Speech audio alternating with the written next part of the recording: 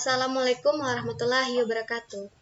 Perkenalkan, nama saya Srasnita, NIM 11076129, Prodi Pendidikan Teknik Informatika dan Komputer, jurusan Teknik Elektronika, Fakultas Teknik Universitas Negeri Padang.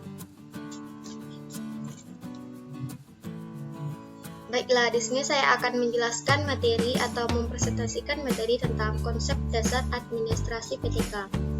PTK di sini yaitu pendidik dan tenaga kependidikan.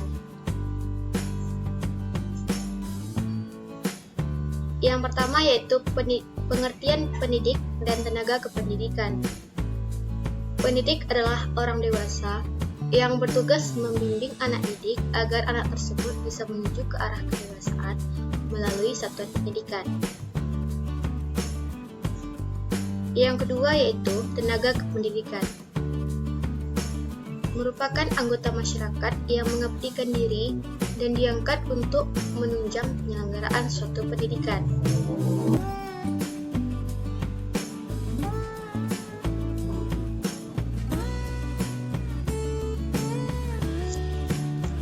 Berikutnya yaitu tenaga kependidikan berdasarkan jabatannya.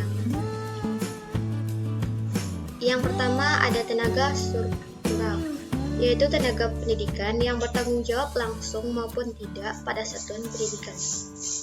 Yang kedua ada tenaga fungsional. Dalam pelaksanaannya, lebih mengenalkan kepada keahlian akademis kependidikan. Yang ketiga ada tenaga teknis.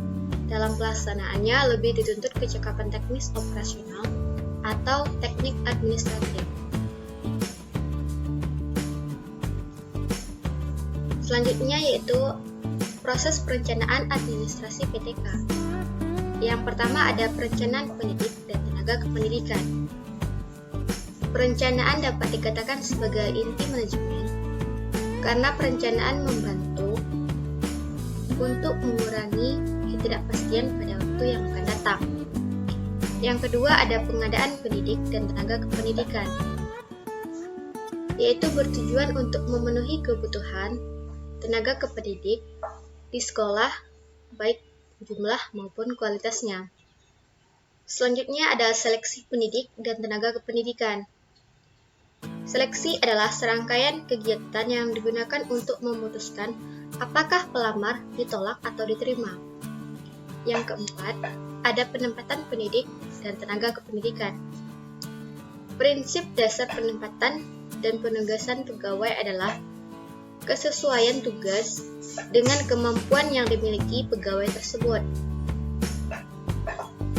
Selanjutnya yaitu proses pelaksanaan administrasi PTK. Yang pertama, ada pembinaan pendidik dan tenaga kependidikan. Yaitu usaha untuk mempertahankan kelangsungan hidup, peningkatan dan agen pembaruan. Yang kedua, ada pengembangan pendidik dan tenaga kependidikan.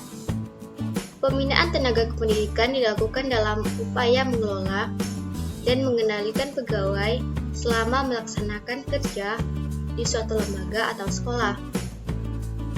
Selanjutnya ada kompensasi pendidik dan tenaga kependidikan. Kompensasi merupakan sesuatu yang diterima guru sebagai balas jasa untuk kerja mereka. Selanjutnya ada keselamatan kerja pendidik dan tenaga kependidikan.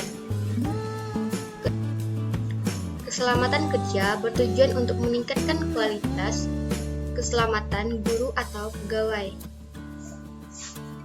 Pengembangan di sini juga berfungsi untuk membentuk sikap dan jiwa yang mampu dalam era modern seperti saat ini. Yang terakhir ada kelanjutan atau pensiun. Pensiun merupakan tahapan akhir dari proses seseorang, pegawai atau pekerja, dan merupakan peristiwa penting dalam kehidupan seseorang. Selanjutnya ada tujuan pelaksanaan administrasi PTK. Yang pertama dapat mempertahankan tenaga kerja yang handal, serta memiliki dedikasi yang tinggi terhadap pendidikan. Yang kedua, meningkatkan dan memperbaiki kapasitas yang dimiliki oleh karyawan. Yang ketiga, mengembangkan sistem kerja dengan kinerja yang tinggi. Yang keempat, menciptakan iklim kerja yang harmonis. Yang terakhir yaitu kesimpulan. Jadi dapat disimpulkan, pengelolaan tenaga pendidik atau kependidikan pada dasarnya bertujuan untuk menciptakan sistem sekolah yang terintegrasi, di mana pengelolaan dilakukan secara menyeluruh dan berkesinambungan dengan tujuan untuk menciptakan pendidikan yang efektif dan efisien. Baik, mungkin hanya di situ materi yang dapat saya sampaikan. Jadi jika terdapat kesalahan atau kata-kata yang kurang sesuai dengan aslinya atau kata-kata yang kurang berkenan dalam video ini, saya mohon maaf.